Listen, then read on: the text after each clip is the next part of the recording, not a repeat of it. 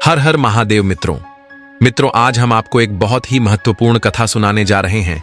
इस कथा के माध्यम से हम आपको ये बताएंगे कि इस संसार में सबसे बड़ा दान कौन सा है जिसे करने से पुण्य की प्राप्ति होती है।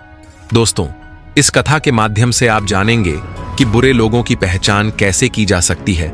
तो आप इस कथा को शुरू से अंत तक ध्यान से सुनिए, क्योंकि आधा अधूरा ज्ञान मानव जीवन में अनेक कठिनाइयों का कारण बन सकता है। मित्रों, कथा आरंभ करने से पहले यदि आपने हमारे चैनल को अभी तक सब्सक्राइब नहीं किया है तो जरूर सब्सक्राइब करें और कमेंट बॉक्स में सच्ची श्रद्धा से हर हर महादेव जरूर लिखें। दोस्तों, एक जंगल में एक महान तपस्वी महात्मा का आश्रम था। उस आश्रम पर प्रतिदिन दूर दूर से शिष्य वहां पर शिक्षा ग्रहण करने आते थे। एक बार अपने आश्रम पर महात्मा शिष्यों को उपदेश दे रहे थे, तभी उनमें से एक शिष्य खड़ा हुआ था। महात्मा से है, हे गुरुवर, आज मेरे मन एक प्रश्न उठ रहा है, कृपया मुझे इस प्रश्न का उत्तर दीजिए। तभी महात्मा कहते हैं, बेटा तुम निसंकोच होकर अपना प्रश्न पूछो। तभी शिष्य कहता है, हे गुरुवर, मैं ये जानना चाहता हूं कि इस दुनिया में सबसे बड़ा दान कौन सा है जिससे पुण्य की प्राप्ति होती है। तब महात्मा कहते हैं, हे पुत्र, आज तुमने सचमुच मानव जाति के कल्याण के लिए अति महत्वपूर्ण प्रश्न पूछे हैं। ये प्रश्न मनुष्य के जीवन में अत्यंत मूल्यवान है। इसीलिए मैं आप सभी को इन प्रश्नों के उत्तर एक महत्वपूर्ण कथा के माध्यम से देता हूं। लेकिन तुम सभी शिष्यों को इस कथा को शुरू से लेकर अंत तक ध्यानपूर्वक सुनना होगा। तब वो शिष्य कहता है, हे गुरुवर, आप कथा शुरू कीजिए, हम सभी पूरी श्रद्धा से सुनेंगे। फिर महात्मा कहते हैं, एक समय की बात है, किसी नगर में एक राजा राज्य करता था। वो राजा बहुत ही बलशाली, वीर और अत्यंत ही बुद्धिमान था। इसके साथ ही वो राजा धर्मपरायण और दयालु भी था। उस राजा की रानी भी संस्कारी और अत्यंत धार्मिक स्वभाव की थी। दोनों पति पत्नी भगवान भोलेनाथ के परम भक्त थे। वे दोनों प्रतिदिन शिवजी के मंदिर में जाकर उनकी पूजा अर्चना किया करते थे। ये उनका प्रतिदिन का नियम था। वो राजा अपने राज्य को धर्मपूर्वक चला रहा था। ऐसे ही दिन बीत रहे थे और राजा की उम्र ढलती जा रही थी। उनके विवाह को भी कई वर्ष बीत चुके थे, लेकिन उस राजा को कोई संतान नहीं थी। हालांकि राजा इस बात को लेकर अधिक चिंता नहीं करते थे। वो निश्चिंत होकर अपनी प्रजा के सुख दुख का ध्यान रखते और प्रजा भी उन्हें अत्यधिक प्रेम और सम्मान देती थी। एक दिन की बात है, वो राजा हर रोज की तरह अपनी पत्नी के साथ भगवान शिवजी के मंदिर की ओर जा रहे थे। तभी अचानक उसने देखा कि सामने वाले घर में एक स्त्री झाड़ू लगा रही है। जब राजा और रानी उस स्त्री के घर के पास से गुजरे तो वो स्त्री उन्हें देखते ही अपना चेहरा घुमाकर तेजी से घर के अंदर चली गई। उस स्त्री का ऐसा व्यवहार देखकर राजा और रानी को बिल्कुल भी अच्छा नहीं लगा। परंतु राजा उस समय अपनी रानी के साथ भगवान भोलेनाथ की पूजा करने के लिए मंदिर जा रहे थे। इसलिए उन्होंने उस स्त्री से कुछ नहीं कहा और सीधे मंदिर पहुंचकर भगवान शिव की पूजा अर्चना की। और पूजा के बाद राजा अपनी रानी के साथ वापस महल लौट आए। लेकिन मित्रों, महल पहुंचने के बाद राजा ने अपने एक सैनिक को बुलाया और उसे आदेश दिया कि तुम जाओ और नगर के बाहरी क्षेत्र में रहने वाली उस स्त्री को अपने साथ महल ले आओ। ध्यान रखना, तुम उसे कुछ भी मत बताना कि क्यों बुलाया गया है। बस उसे तुम हमारे पास ले आओ। महात्मा शिष्यों से कहते हैं कि राजा का आदेश पाते ही वो सैनिक तुरंत ही उस महिला के घर पहुंचता है। फिर वो सैनिक उस स्त्री के घर के दरवाजे को खटखटाने लगता है। जब वो महिला दरवाजा खोलती है तो सामने राजा का सैनिक खड़ा देखकर वो महिला घबरा जाती है और पूछती है, क्या हुआ, आप मेरे घर पर क्यों आए हैं? उस महिला की बात सुनकर राजा का वो सैनिक उससे कहता है, चलो, मेरे साथ महाराज ने तुम्हें राजमहल में बुलाया है, उन्हें आपसे कुछ बात पूछनी है। ये सुनकर वो महिला अपने मन में सोचती है, आखिर महाराज का आदेश है, इसे ठुकराया तो नहीं जा सकता, मुझे राज दरबार में जाना ही होगा।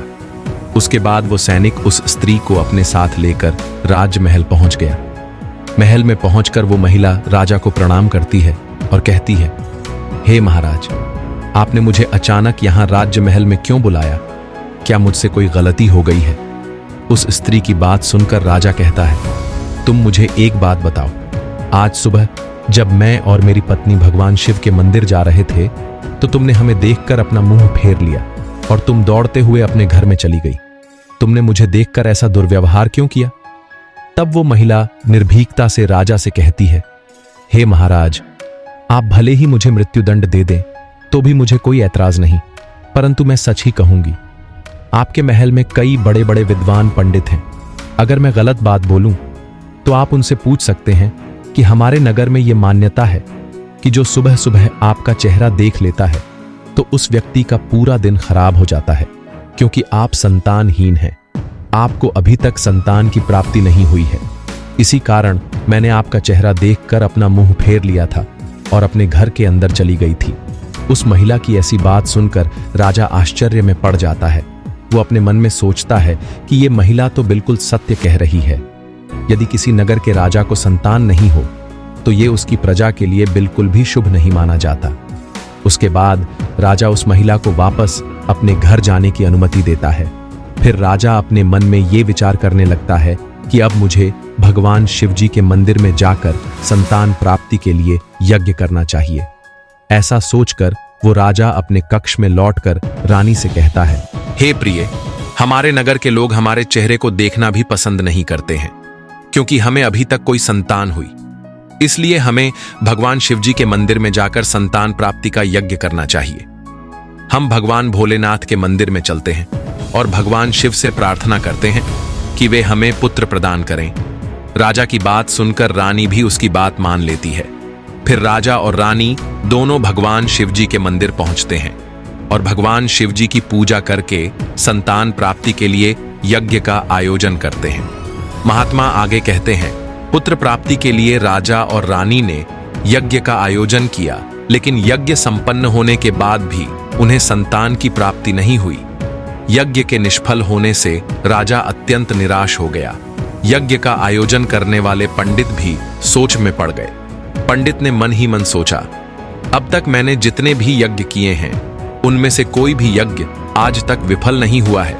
ऐसा प्रतीत होता है कि ईश्वर ने इस राजा के भाग्य में संतान का योग नहीं लिखा है, इसलिए संतान प्राप्ति का यज्ञ करने के बाद भी उसे संतान की प्राप्ति नहीं हुई। राजा हर संभव प्रयास करके थक चुका था और अब वो गहरी निराशा में डूबा रहता था। वो दिन रात संतान की कमी के बारे में सोचता और चिंता में खोया रहता था। एक दिन सिंहासन पर बैठे बैठे राजा को अचानक एक बात याद आती है कि दूसरे नगर के वन में एक महात्मा निवास करते हैं, जिनकी ख्याति दूर दूर तक फैली है। राजा के मन में विचार आता है कि शायद उन महात्मा के पास मेरे इस कष्ट का कोई समाधान हो सकता है। अगर मैं उनके पास जाऊंगा तो संभवतः वे मुझे पुत्र प्राप्ति का कोई उपाय बता सकते हैं। मुझे उनके पास जाना चाहिए। अपने मन में यह निर्णय लेकर राजा तुरंत अपनी रानी के साथ एक रथ में बैठकर महात्मा के दर्शन के लिए दूसरे वन की ओर प्रस्थान किया। कुछ समय के बाद वे दोनों वन में पहुंच गए। रथ से उतरकर राजा और रानी दोनों जंगल के भीतर जाने लगे। ऊंचे नीचे रास्तों से गुजरते हुए वे महात्मा के आश्रम की ओर बढ़ने लगे।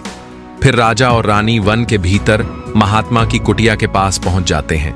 वहां वे देखते हैं कि महात्मा एक विशाल वृक्ष के नीचे ध्यानमग्न होकर साधना में लीन है। ये दृश्य देखकर राजा और रानी कुछ देर तक खामोशी से खड़े रहे ताकि महात्मा जी की साधना में कोई विघ्न न आए। दोनों हाथ जोड़कर विनम्रतापूर्वक महात्मा के सामने खड़े रहते हैं। कुछ समय बाद सन्यासी अपनी साधना से बाहर आते हैं और अपनी आंखें खोलते हैं। तब वे देखते हैं कि राजा और रानी उनके सामने अपने दोनों हाथों को जोड़कर खड़े हुए हैं। वे महात्मा उस राजा को अच्छी तरह से जानते भी थे, इसलिए वे राजा को देखते ही पहचान लेते हैं और राजा से मुस्कुराते हुए कहते हैं, हे राजन, आज आप अचानक से हमारे पास किस प्रयोजन से पधारे हैं? तब राजा ने नम्रता से महात्मा को प्रणाम किया और अपनी व्यथा महात्मा को कह सुनाई। उसने बताया कि कैसे उन्होंने पुत्र प्राप्ति के लिए यज्ञ किया, परंतु सभी व्यर्थ गए। ये सब सुनने के बाद महात्मा कुछ क्षणों के लिए मौन हो गए और अपनी आंखें बंद कर लीं। वे ध्यानरत होकर राजा के जीवन की घटनाओं का आंतरिक दृष्टि से अवलोकन करने लगे। कुछ समय बाद सन्यासी ने अपनी आंखें खोलीं और गंभीर स्वर में बोले, हे राजन, मैंने आपके जीवन का एक ऐसा सत्य देखा है जिसे सुनकर आपको कष्ट हो सकता है। आपके पिछले जन्म में किए गए एक पाप का फल इस जन्म में आपके ऊपर भारी पड़ा है। आपने पिछले जन्म में एक ऐसा घोर पाप किया था जिसके परिणाम स्वरूप इस जीवन में आपके भाग्य में संतान प्राप्ति का योग नहीं है। इसी कारण से आपके सभी प्रयास निष्फल हो रहे हैं। महात्मा की बातें सुनकर राजा उनके चरणों में गिर पड़ा और विनती करते हुए बोला, हे गुरुवर, कृपा करके आप ऐसा मत कहिए। आप ही हमारे दुख को हरने का कोई उपाय बताइए। राजा की व्याकुलता देखकर महात्मा ने उसे सहारा देकर अपने चरणों से उठाया और बोले, हे राजन, इतनी अधीरता आपको बिल्कुल भी शोभा नहीं देती। मैं अभी आपको आपके इस कष्ट का निवारण करने का उपाय बताता हूं, जिसे करने के बाद आपको अवश्य ही पुत्र की प्राप्ति होगी। इतना कहकर वे महात्मा अपनी कुटिया के भीतर जाते हैं और एक कटोरी में खीर लेकर बाहर आ जाते हैं। उन्होंने वो खीर राजा को देते हुए कहा, हे राजन, महल पहुंचकर आप और रानी साहिबा दोनों ही स्नान आदि के बाद इस खीर को प्रसाद के रूप में ग्रहण करें। ऐसा करने से आपको निश्चित ही पुत्र की प्राप्ति होगी। परंतु हे राजन, आप मेरी एक बात याद रखना, इस पुत्र की आयु मात्र 20 वर्ष की ही होगी। जिस दिन आपके पुत्र की आयु 20 वर्ष की होगी, उसी दिन उसकी मृत्यु हो जाएगी। महात्मा की इस बात को सुन राजा गहरी सोच में डूब गया। वो अपने मन में सोचने लगा, चलो 20 वर्ष के लिए ही सही, कम से कम इस संतानहीनता का कलंक तो मिट जाएगा, हमें संतान का सुख तो मिलेगा।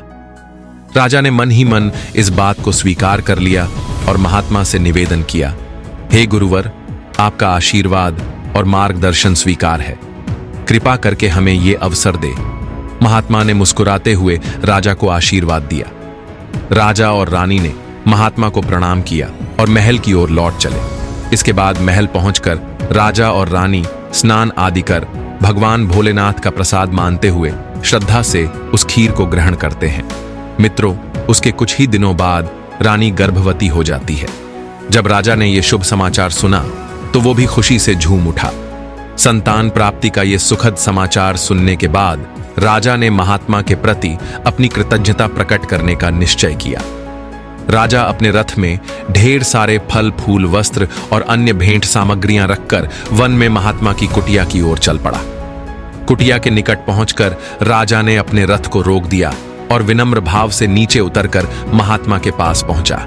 राजा ने उनके पास जाकर सभी वस्त्र फल फूल उन्हें समर्पित किए और गहरे आदर के साथ प्रणाम करते हुए कहा, हे महात्मा, आपकी ही कृपा से हमें संतान प्राप्ति का सुख प्राप्त हुआ है, इसीलिए आप मेरी ये छोटी सी भेंट कृपा करके स्वीकार करें। महात्मा राजा की विनम्रता और कृतज्ञता से अत्यंत प्रसन्न हुए। उन्होंने राजा की भेंट को स्वीकार कर उसे आशीर्वाद दिया और कहा, हे राजन, तुम्हारी भक्ति और संकल्प ने ही तुम्हारे जीवन को फलित किया है, वो अनमोल है। जाओ, तुम्हारी संतान ज्ञानवान और धर्मनिष्ठ हो। उसके बाद राजा ने महात्मा का आशीर्वाद पाकर उनसे विदा ली और अपने महल लौट आए। महल लौटकर राजा बहुत ही खुशियां मनाता है। उधर आश्रम में शिष्यों को आगे की कहानी सुनाते हुए महात्मा कहते हैं, ऐसे ही दिन बीत रहे थे। आखिरकार वो शुभ दिन आया जब राजा के यहाँ एक पुत्र का जन्म हुआ। पुत्र के जन्म से जैसे महल में खुशियों की बयार बहने लगी। राजा ने पुत्र प्राप्ति की खुशी में पूरे नगर में उत्सव का आयोजन किया। उसका नाम शैलेंद्र रखा गया। वो बालक अपने पिता के ही गुणों का प्रतीक बनते हुए बड़ा होने लगा। वो अपने पिता की तरह ही धर्मनिष्ठ था। उसमें आत्मानुभूति, शौर्य और भक्ति के गुण प्रकट होने लगे, जिसे देखकर राजा का हृदय गर्व से भर उठता। शैलेंद्र के गुणों और आचरण को देखकर सभी आश्वस्त थे कि वह एक दिन अपने पिता की तरह महान राजा बनेगा। जैसे जैसे समय बीता, राजा का हृदय गर्व और खुश से भरता गया। संतान सुख की प्राप्ति ने उसकी सभी चिंताओं को मानो हर लिया था और वो अपने पुत्र में संपूर्ण संसार का आनंद खोजने लगा। वो राजा पुत्र के प्रति अपने स्नेह में इतना डूब गया कि वो ये महत्वपूर्ण बात भी भूल बैठा कि उसके पुत्र की आयु मात्र 20 वर्ष तक की है। फिर एक दिन जब उस राजा को ये बात याद आती है कि उसके पुत्र की आयु मात्र 20 वर्ष की ही है, इसलिए जब राजा के पुत्र शैलेंद्र की आयु 15 वर्ष हो जाती है, तब वो राजा दिन रात पुत्र के भविष्य को लेकर व्याकुल रहने लगा। इस बीच एक अन्य नगर में एक महापराक्रमी राजा का राज्य था। उस राजा की एकमात्र पुत्री थी जो अपनी सुंदरता और दयालुता के लिए प्रसिद्ध थी। वो देखने में ऐसी लगती थी मानो स्वर्ग की अप्सरा स्वयं धरती पर उतर आई हो। वो बहुत ही दानी स्वभाव की थी क्योंकि उसने अपने माता पिता से धर्म और संस्कारों की शिक्षा ली थी। इसीलिए उसका हृदय करुणा और उदारता से भरा हुआ था। उस राजा की पुत्री भी अपने गुणों के साथ बड़ी हो रही थी। एक दिन जब शैलेंद्र के पिता को यह बात पता चली कि दूसरे नगर में एक पराक्रमी राजा राज्य करता है जिसकी पुत्री गुणों की खान है और साथ ही वो अत्यंत सुंदर भी है, तो राजा ने अपने मन में सोचा कि ऐसी धर्मात्मा और तेजस्वी कन्या के साथ अपने पुत्र शैलेंद्र का विवाह करना उचित रहेगा। मुझे इसी प्रकार की कन्या की तलाश थी जिसके साथ मैं अपने पुत्र का विवाह कर सकूं और हमारी वंश परंपरा को बनाए रख सकूं। इस विचार के साथ ही राजा ने अपने मन में निर्णय किया कि वो उस राजा से प्रस्ताव रखेगा जिससे वो अपने पुत्र का विवाह उस सुंदर और धार्मिक कन्या के साथ कर सके। फिर शैलेंद्र के पिता ने अपने पुत्र के विवाह का प्रस्ताव संदेशवाहक के माध्यम से दूसरे नगर के राजा तक पहुंचाया। जब दूसरे नगर के राजा ने यह प्रस्ताव सुना तो उसने अपने मन में विचार किया कि चलो अब मुझे अपनी पुत्री का विवाह कर देना चाहिए, और मैंने सुना है कि इस राजा के पुत्र की आयु मात्र 20 वर्ष ही है। इस राजा का पुत्र बहुत ही योग्य, पराक्रमी और धर्मपरायण है। भले ही उसकी आयु का भविष्य अनिश्चित हो, इसलिए अगर उसके यहां कोई पुत्र पैदा हो गया तो उसका वंश आगे बढ़ता रहेगा, जिससे पुत्री भी अपनी संतान के साथ सुखी रहेगी। इन विचारों को मन में संजोए हुए उस राजा ने शैलेंद्र के विवाह प्रस्ताव को सहर्ष स्वीकार कर लिया। फिर कुछ ही दिनों के भीतर शुभ मुहूर्त में शैलेंद्र का उस राजकुमारी के साथ विवाह हो गया। वो राजकुमारी न केवल सुंदर थी बल्कि बहुत ही दयालु स्वभाव की थी। विवाह के पश्चात राजकुमारी के नियम उसके ससुराल में भी जारी रहे। हर सुबह वह महल के द्वार पर जाकर जरूरतमंद लोगों को भोजन करवाती और अपने हाथों से उन्हें अन्नदान करती। उसकी ये दया भावना देखकर महल के सभी लोग उसका बहुत सम्मान करने लगे थे। धीरे धीरे ऐसे ही समय गुजर रहा था और हर गुजरते दिन के साथ शैलेंद्र की उम्र भी बढ़ रही थी। राजा और रानी इस बात को लेकर मन ही मन चिंतित रहते कि उनका पुत्र अब अपने जीवन के अंतिम समय की ओर बढ़ रहा है। उन्हें महात्मा की वो भविष्यवाणी हमेशा याद रहती कि उनके पुत्र की आयु केवल 20 वर्ष ही होगी। इस दुखद सत्य को केवल राजा और रानी ही जानते थे। उन्होंने ये बात किसी और को नहीं बताई थी ताकि महल में कोई चिंता का माहौल न बने। जैसे जैसे शैलेंद्र की आयु 20 वर्ष की ओर बढ़ती जा रही थी, राजा और रानी के दिल की धड़कनें तेज होती जा रही थीं। अपने पुत्र के प्रति उनका प्रेम और मोह इतना अधिक था कि वे चाहकर भी इस चिंता से मुक्त नहीं हो पाते थे। मित्रों, फिर वो दिन भी आ जाता है जब शैलेंद्र के जीवन के मात्र 3 दिन शेष रह जाते हैं। राजा और रानी का दिल भारी हो जाता है। राजा बार बार अपने मन में सोचने लगा कि अब मैं क्या करूं? मेरा पुत्र 3 दिन बाद मुझसे हमेशा के लिए दूर हो जाएगा। क्या कोई ऐसा उपाय नहीं है जिससे मैं उसे बचा सकूं? रानी भी इस दुख से भरी थी और हर पल अपने पुत्र के जीवन की कल्पना करती रहती। उनके पुत्र मोह ने उन्हें बीमार और कमजोर बना दिया था। दोनों इतने दुखी थे कि अब उन्होंने भोजन करना भी छोड़ दिया था, परंतु अपनी पीड़ा को उन्होंने किसी के सामने प्रकट नहीं किया। वे नहीं चाहते थे कि महल के लोग उनके पुत्र की मृत्यु की बात सुनकर दुखी हों और चिंता में पड़ जाए। फिर वो आखिरी दिन भी आ पहुंचा जिस दिन शैलेंद्र की आयु पूरी होनी थी। फिर उस दिन जैसे ही सुबह हुई, राजा और रानी अपनी चिंता और दुख से व्याकुल होकर भगवान भोलेनाथ के मंदिर में बैठकर उनकी पूजा अर्चना में लग गए। वे दोनों भगवान भोलेनाथ से प्रार्थना करते हुए कहने लगे, हे प्रभु, आप कृपा करके हमें पुत्र की मृत्यु होने के दुख को सहन करने की शक्ति दीजिए।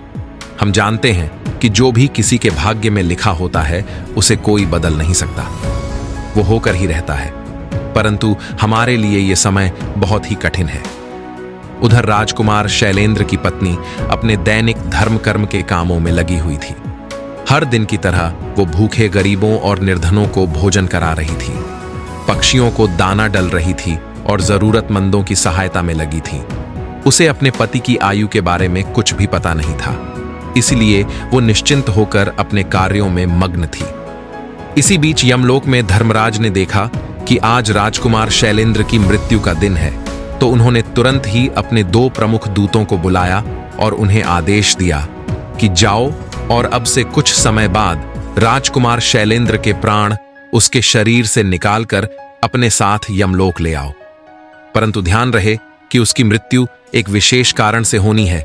उसकी मृत्यु उसे पीछे से ठोकर मारने से ही होगी। जब वो सांड राजकुमार शैलेंद्र को पीछे से ठोकर मारेगा, तभी उसके प्राण हमारे पास आ सकेंगे। इसके लिए तुम दोनों एक सांड के पास जाकर उसे राजकुमार शैलेंद्र की मृत्यु के लिए प्रेरित करो। धर्मराज के आदेशानुसार वे दोनों दूत यमलोक से धरती पर जाने के लिए तत्पर हो गए। वे दोनों यमदूत राजकुमार शैलेंद्र के प्राण लेने के लिए आकाश मार्ग से होते हुए पृथ्वीलोक पहुंच जाते हैं। दूसरी ओर धर्मराज की माया के प्रभाव से एक सांड ने अपने मन में सोचा कि आज मुझे राजमहल के सुंदर बगीचे में प्रवेश करना चाहिए और वहां घूमना चाहिए। मुझे देखना चाहिए कि राजमहल का बगीचा कैसा है। फिर बिना किसी रुकावट के वो सांड धीरे धीरे चलते हुए महल के बगीचे में जा पहुंचा।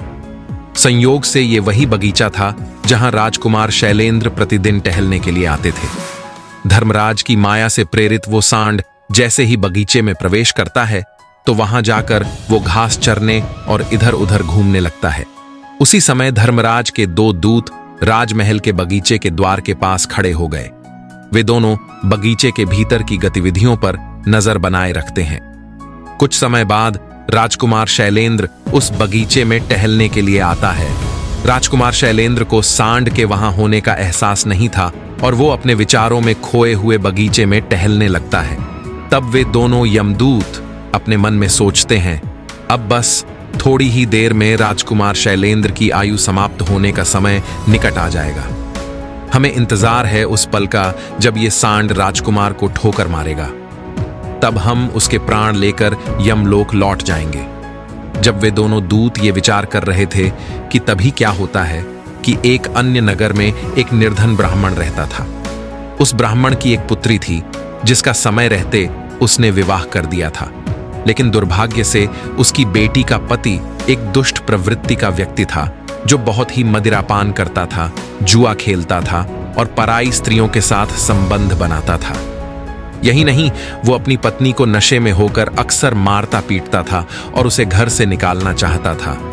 उसकी इस आदत के कारण गरीब ब्राह्मण की बेटी बहुत ही दुखी और पीड़ित रहने लगी थी।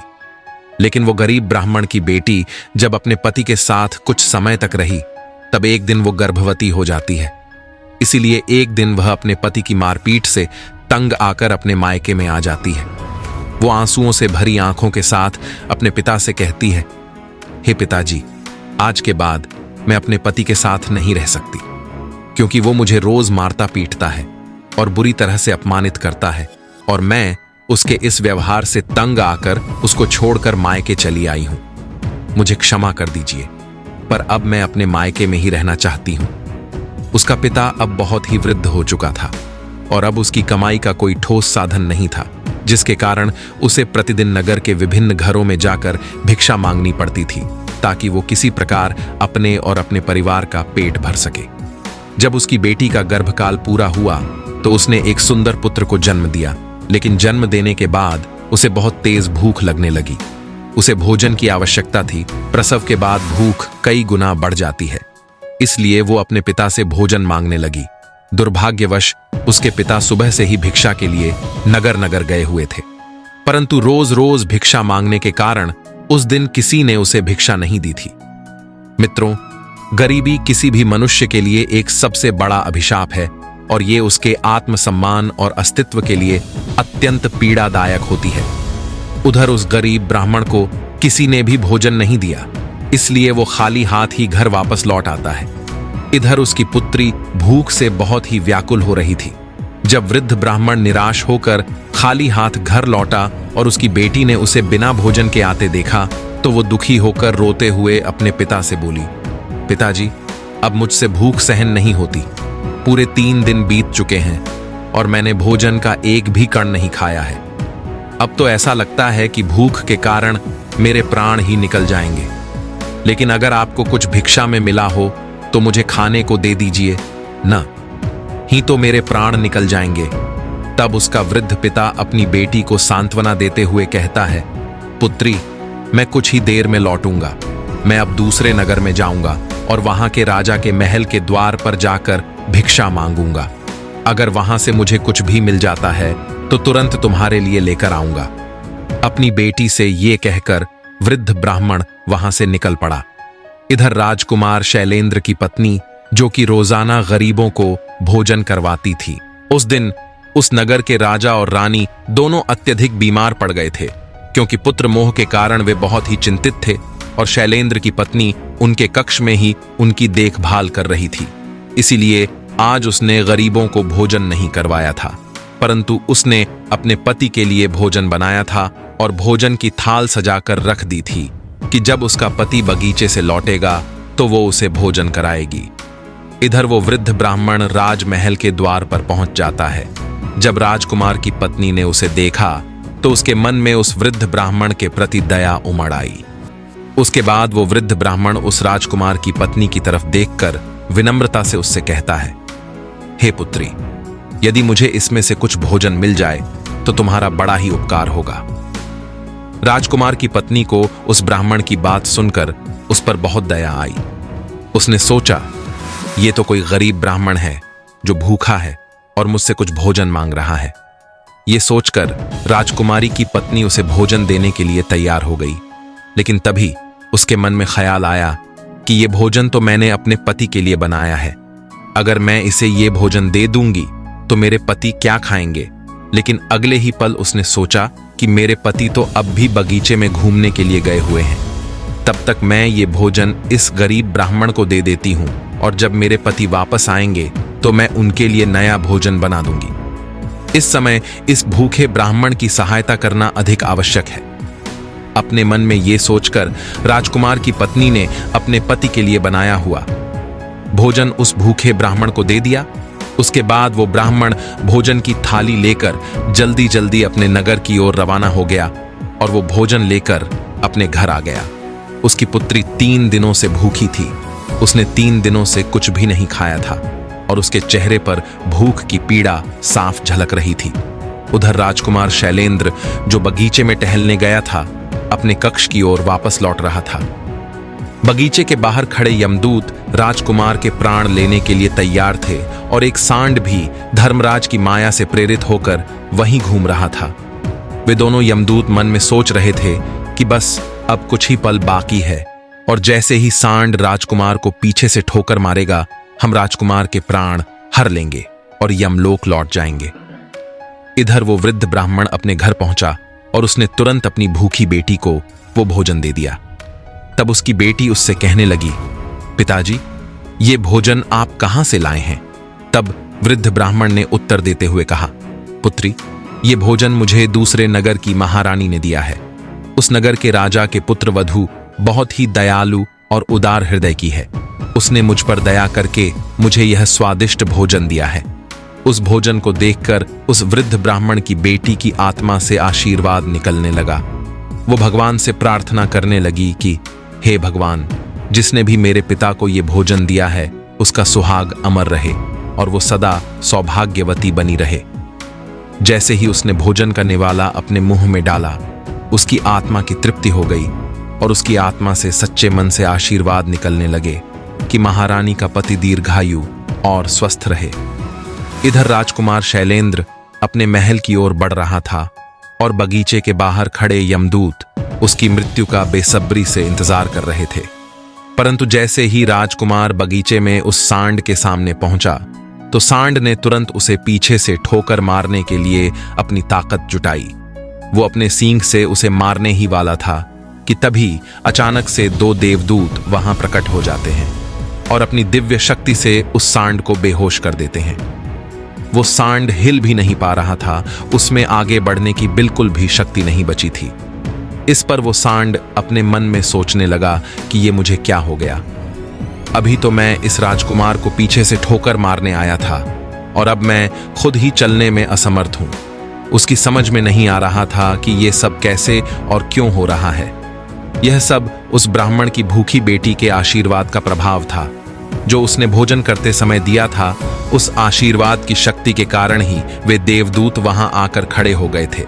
इसके बाद वे देवदूत यमराज के उन दूतों से कहते हैं, हे यमदूतों, तुम इस राजकुमार के प्राण नहीं ले सकते। जिस प्रकार श्राप असर दिखा सकता है, उसी प्रकार आशीर्वाद भी फलित हो सकता है। अब राजकुमार और सांड के बीच वे दो देवदूत आशीर्वाद रूपी दीवार बनकर खड़े थे और राजकुमारी का दान मृत्यु के समय को आगे नहीं बढ़ने दे रहा था। फिर वे यमदूत उन देवदूतों से कहते हैं, हे देवदूतों, तुम सभी यहां से लौट जाओ और हमें हमारा काम करने दो, क्योंकि हमारा उद्देश्य है इस राजकुमार के प्राण लेकर यमलोक लौट जाना। तब देवदूतों ने दृढ़ता से उत्तर दिया, नहीं यमदूतों, ऐसा कभी नहीं हो सकता। हमारे रहते ये असंभव है, क्योंकि हमें स्वयं भगवान शिव जी ने यहां भेजा है। दोनों पक्षों के बीच बहस छिड़ गई और फिर यह बहस धीरे धीरे एक युद्ध में बदल गई। देवदूतों की अद्वितीय शक्ति के सामने यमदूत असहाय हो गए और हार मानकर वापस यमलोक लौट गए। यमलोक में पहुंचकर यमदूतों ने यमराज जी से कहा, हे महाराज, हम उस राजकुमार के प्राण नहीं ले पाए। तब यमराज अपने उन दूतों से कहते हैं, यह कैसी विडंबना है, तुम लोग खाली हाथ क्यों वापस लौट आए?